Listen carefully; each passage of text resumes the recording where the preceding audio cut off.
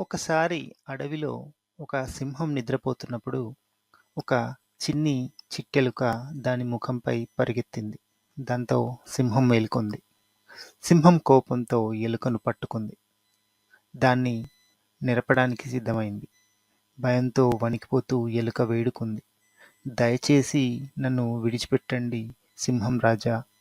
ఒకరోజు నేను మీకు సహాయం చేస్తాను అని చాలా వేడుకుంది.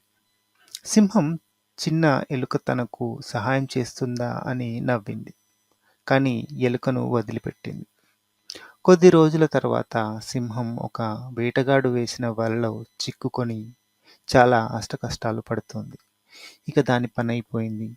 వేటగాడు తనను ప్రాణాలతో వదలడు అని నిర్ణయించుకుంది. ఇక చేసేదేం లేక అలా దీనంగా పడుకొని ఉంది. దాని నుండి బయటపడకపోతే సింహం ఇక వీలవ్వదని చెప్పి గర్జించింది. ఆ గర్జన విన్న ఎలుక వెంటనే వచ్చి తాడును కొరికింది. ఆ వలను మొత్తం చిన్నభిన్నం చేసేసింది. సింహం దాంతో ఆ వల నుంచి బయటపడింది.